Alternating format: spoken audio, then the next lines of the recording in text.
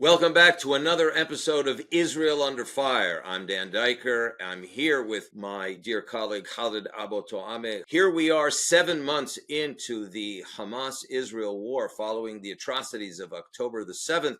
And Israel is under fire, but the United States is also under fire by the same enemy. Hamas and the PLO are competing for rhetorical terrorism, as you will, against the Biden administration and the campus situation across the United States, which has become chaos on campuses. You're absolutely right, Dan. In recent days, we've seen both the Palestinian Authority, or the PLO, and Hamas, which are not known to be advocates of free speech and free media and human rights, issue statements condemning the Biden administration for ordering or allegedly sponsoring the attack on the encampments on the campuses in the U.S. Hamas and the Palestinian Authority are basically saying the Biden administration is violating human rights. The Biden administration is a dictatorship. It is not allowing free speech on the campuses in the U.S. These two parties, Hamas and the Palestinian Authority, are angry because the U.S. dared to send security forces to disperse the pro-Hamas protesters on the campuses in the U.S. Just to remind you, Dan, that Hamas and the Palestinian Authority have always been extremely intolerant towards dissent and free speech on their own campuses.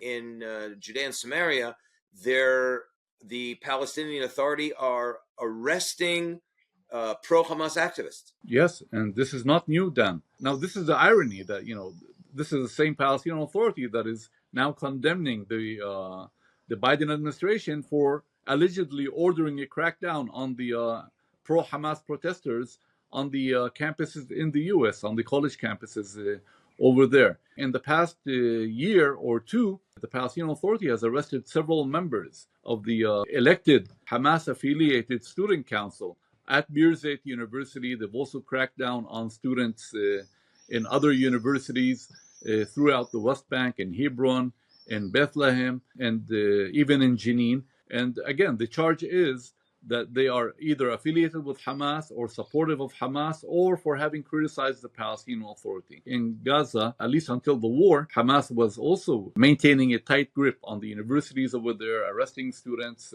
limiting their activities at the universities and campuses in Gaza. In 2018, and I think later also in 2020 or 21, students in Gaza led something called the youth movement, under the title or under the motto of "We Want to Live." It was actually an anti-Hamas protest. It was a protest by students, or led by students in Gaza, who were saying, we are fed up with the rule of Hamas. We want a better life for the Palestinians. Hamas is corrupt. And how did Hamas respond to that? They responded to that by arresting many of them, beating some of them, torturing some others. And these violations by both the Palestinian Authority and Hamas have been documented by Palestinian human rights organizations. And here you have in the United States and in Canada and in Europe, Khaled, the opposite. You have pro-Hamas students saying, we want to die for Hamas. We want to be shaheed. We are in favor of jihad. We believe in from the river to the sea, Palestine will be free. What is happening on campuses is jihad that is being promoted and advanced by the PLO and Hamas, while at the same time, as you point out in your recent article, the campus chaos actually is not favoring or celebrating the Palestinian Authority or two states for two peoples. It's actually opposing the Palestinian Authority from campuses like Harvard, Yale, and Columbia.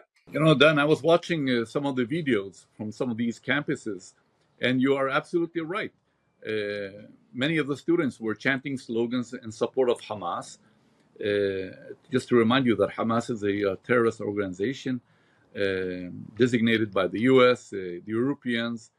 Hamas is also banned in some Arab countries, and Let me also remind you that Hamas seized control of the Gaza Strip in 2007 after staging a bloody and violent coup against the Palestinian Authority and killing dozens, if not hundreds, of Palestinian Authority people. When you have students on the campuses chanting slogans in support of Hamas, they're actually chanting slogans in support of violence, terrorism, suicide bombings, rape, murder, everything awful that Hamas did, not only in October 7, but over the past 34, 35 years since its establishment. Hamas has committed many crimes, not only against Israel, but also against many Palestinians, by holding them hostage, by dragging them into a conflict they were not prepared for. And that's why those who are chanting or expressing support for Hamas are actually saying we are on the side of the extremists, we are on the side of those who want to destroy Israel, we are on the side of those who do not recognize Israel's right to exist. And this is harmful to the Palestinians because it makes the Palestinians look as if they are all extremists, they are all anti-peace. And these people, or by expressing support for Hamas, they're actually saying that the Palestinian Authority is bad. This is what the United States administration, as well as university presidents and administrations, seem to misunderstand, Khaled, that actually what you're saying here on this program, Israel Under Fire, this episode, America Under Fire, is that the Hamas has successfully exported the October 7th atrocities to American campuses and have basically hoodwinked American discourse and American students into thinking that the American students, with wearing these keffiyehs and shouting Arabic and Islamic incantations, are in their own mind crying for freedom, but what they're really doing is celebrating and advancing the same jihad that led to mass murder, rape, and brutalization of so many hundreds and hundreds of children, women, and men in Israel, and that continue as captives in the Gaza Strip to be raped and brutalized. That's essentially what's happening in America. It's a perfect storm of perception warfare. Then it's more about hating Israel than helping the Palestinians. These protesters, they don't really care about the Palestinians. Chanting from the river to the sea, Palestine will be free, does not really help the Palestinians because it's a euphemism for destroying Israel. If they were saying we want a two-state solution, we want to see a Palestinian state next to Israel, we want to promote coexistence and peace, believe me, many people will support them. But it is so obvious from their actions and from their inflammatory rhetoric, extremely anti-Israel rhetoric against the Zionist entity, that they are really influenced by Hamas ideology and Palestinian Islamic ideology, and that they are trying to drive the Palestinians towards more extremism and violence. This does not serve the Palestinians. This is very bad. If they really want to help the Palestinians, why don't they protest against the Hamas massacres that took place on October 7th? That's the critical point here, Khaled. Crimes against humanity by Palestinian leadership against the Palestinian public. When we come back in the next segment, we're going to talk about silence in the West Bank, the disconnect between Washington and the West Bank as to what's really happening. Stay with us. Welcome back to Israel Under Fire. I'm Dan Diker here with Arab and Palestinian affairs expert Khaled Abu Toameh. Khaled, the disconnect between Washington and the West Bank is palpable. This is the disinformation war that our American friends may be unaware of, that, as you've written recently, and I've written in Jihad on campus, the West Bank and Gaza publics are quiet while America is burning. It seems to make no sense. Why is the West Bank silent? And do you think the U.S. administration misunderstands what the Palestinian public is really calling for? While you see all these anti-Israel protests on the college campuses in the U.S. and some places in Europe, you look at the campuses in the West Bank, and you see that they are relatively quiet. Why is that?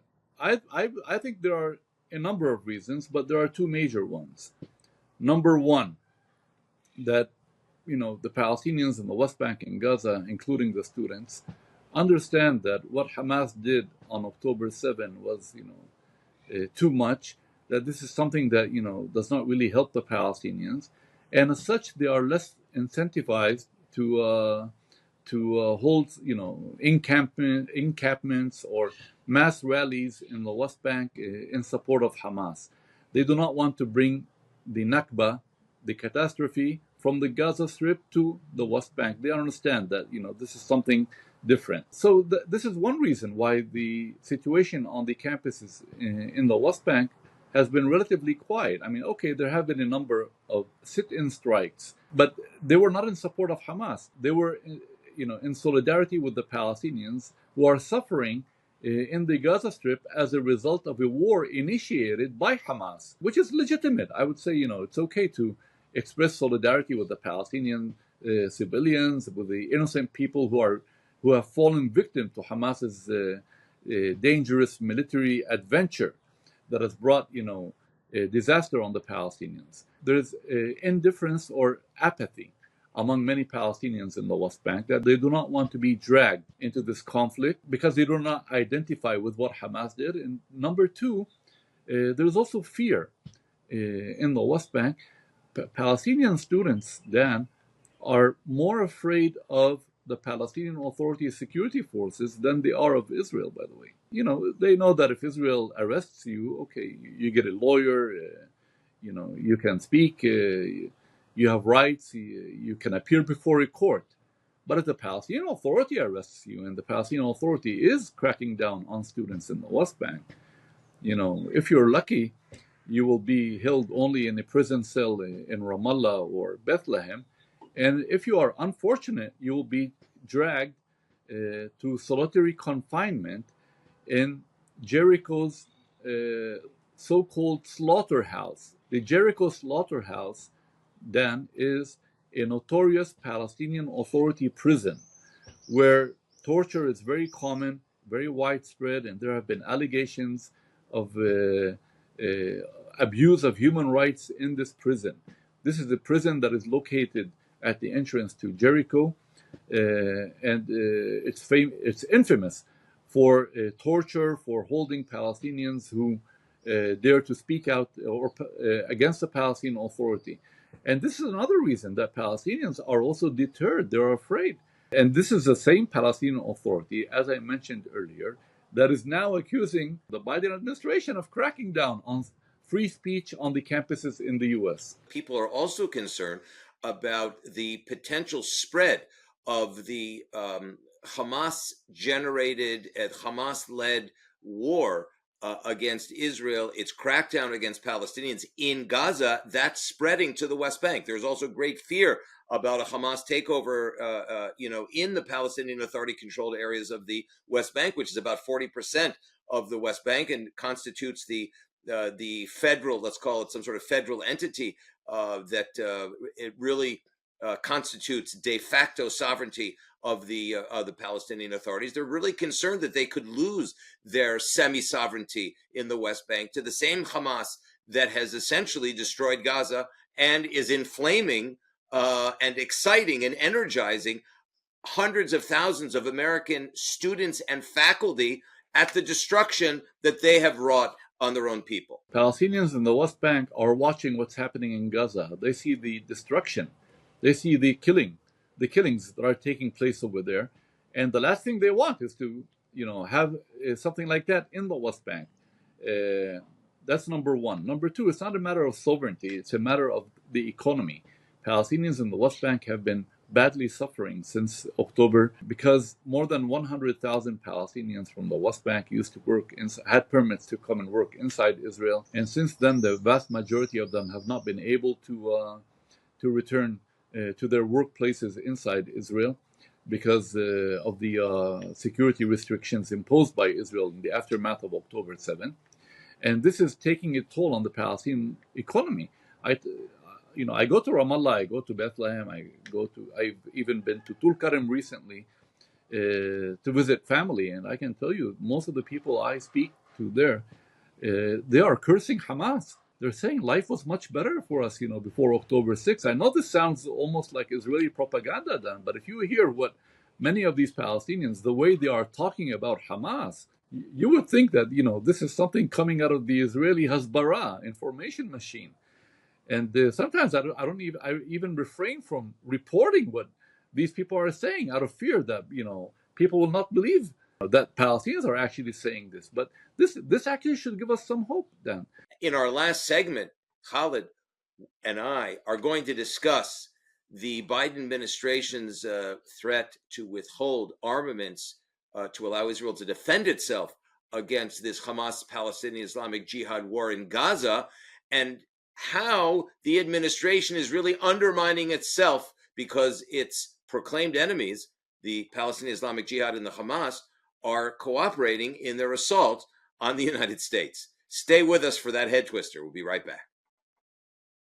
Welcome back to Israel Under Fire. I'm Dan Diker, here with my friend and colleague, the one and only Khaled Abu Toameh, senior Arab and Palestinian affairs expert and commentator here at the Jerusalem Center for Public Affairs. Here is the climax of our discussion: the Biden administration threatening to withhold ammunition vital to Israel's self-defense against the Iran-backed Hamas jihad against Israel in Gaza, threatening to move that holy war to the West Bank, Judea and Samaria, and at the same time, the United States' threat to punish Israel is actually undermining itself, because both the PLO, as we've discussed on this program, and the Palestinian Islamic Jihad and Hamas are competing to assault the United States position on campuses, one, and two, what the Biden administration declaration seems to mean is that Hamas has been vindicated, that Hamas says to itself, President Biden is with us. He has vindicated us. The crisis between Israel and the Biden administration sends the wrong message to Hamas and Iran and all of their proxies in the Middle East. And this message is that the U.S. is about to throw Israel under the bus. Yahya Sinwar is sitting there in his tunnel, and he looks at this. I'm sure he's smiling right now when he hears, Biden threatening to stop or suspend or delay the shipment of arms to Israel. And he's telling himself, why should I rush to make a deal with these Israelis? Wow, this is great. Here's America about to abandon Israel, to punish Israel. Here's America even, depriving Israel of weapons it needs. So I should not be in a rush. It's only a matter of time before these Americans force Israel to accept all my demands, and I'm winning. You need to watch your words, because rhetoric is very important, and the messages you send to these extremists are also very important. They are sitting there, they're watching, they're analyzing, they are receiving all these signals from the Americans and from the campuses in the U.S. that the world is against Israel, and that's why we Hamas should not make any concessions right now. I believe that the crisis between Israel and the U.S. is actually delaying a hostage deal and even a ceasefire, because, as I said, Hamas is saying, why should we rush? It's working. The administration's threat to withhold arms and armaments to Israel is really sacrificing the American hostages that are currently deep underground in these terror tunnels in Gaza. Because here, as you say, the Hamas has absolutely no motivation or interest in negotiating when they feel, from their point of view, that the American administration is with them, using, abusing, and exploiting their own Palestinian Gazan public for international consumption, blaming Israel, if you will, and gaining American support on the face of it, what they call a humanitarian crisis, when in fact the real humanitarian crisis are the 133 women, men, and children hostages being held by Hamas, and therefore this chaos that we are seeing now, that is being reflected in the American, I would say, punishing rhetoric against Israel, also sends a very clear message to other American allies in the region. I followed interviews given to Palestinian media outlets and other Arab media outlets by Hamas officials who are sitting there, laying back and very comfortable, and they are smiling and saying, yes, we received assurances from the Americans that the war will end and that, Israel will not invade Rafah and Israel will not do this and Israel will not go a step further. So the impression that these Hamas officials and terrorists are getting is that the Biden administration has decided to foil one of Israel's major goals behind this war, which is to remove Hamas from power. Hamas feels so emboldened now because they feel that the U.S. administration has decided, with the help of the Qataris, to keep Hamas in power. This is very bad news, not only for Israel, but it's bad news for the moderate Arabs and the moderate Muslims in this part of the world. And when a country like Saudi Arabia and other Arabs see the U.S. turning its back on Israel and throwing Israel under the bus, I'm sure they will think 10 times before they reach any agreement with the Americans, or if they will ever believe U.S. promises and U.S. assurances. If the United States prevents Israel from dislodging Hamas from political and military terrorist command and power in Rafah, which is the epicenter of the Hamas terror headquarters, then it becomes a victory for the 9/11 al-Qaeda terrorists, because they realize that America will not stand up to jihad. America will force its allies to stand down against this type of holy war and the brutality that it has claimed over the last 7 months. Any enforced ceasefire at this stage will be a victory for Hamas. When Hamas claimed that it had accepted the Egyptian and Qatari proposals for a ceasefire, we saw hundreds of, if not thousands of Palestinians in the Gaza Strip take to the streets to celebrate. They were not celebrating the end of the war. They were celebrating the Hamas, quote, victory, unquote. They were saying October 7 worked and there will be more October 7. So the U.S. administration needs to be very careful about, at least about its rhetoric. And even if you have disagreements with the Israeli government. Well, you've heard it here, folks. Israel under fire, America under fire, and the Middle East under fire. Hope you'll join us again for another episode of Israel Under Fire. I'm Dan Diker.